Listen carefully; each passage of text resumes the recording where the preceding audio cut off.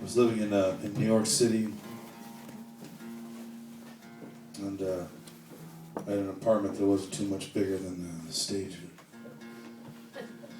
But Will was singing about the hill country, and that's where I live now.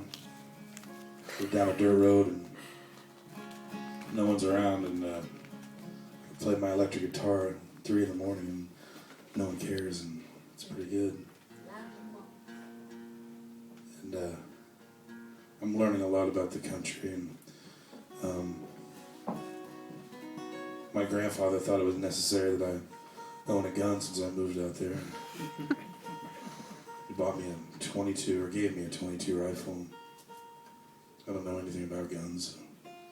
I had to look up a YouTube video how to load it and shoot it properly.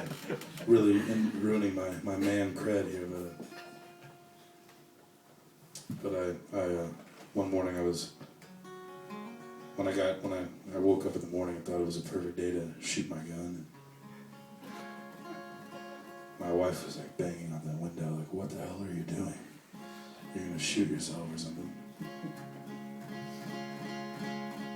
And anyway, I was shooting at a can and hitting the can, successfully hitting the can. So I felt pretty proud of myself.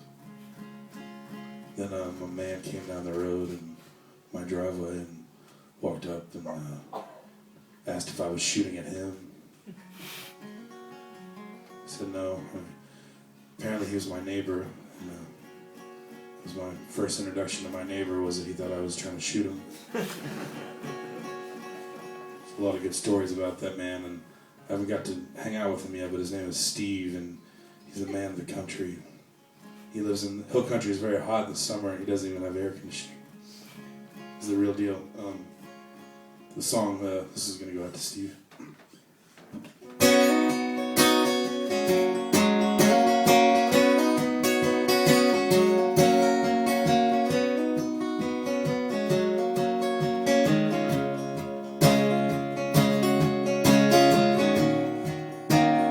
Let me tune this up real quick.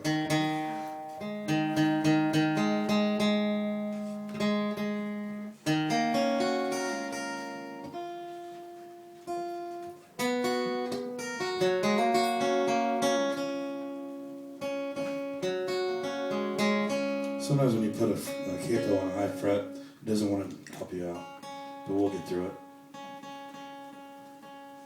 Steve is cursing me right now.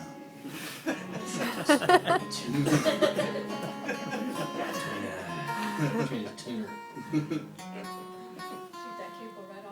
I know. So, the funny thing is that I apologized to Steve. Of course, I said I wasn't trying to shoot him, you know. And he apparently made all these bike trails in my backyard and throughout everyone's yard.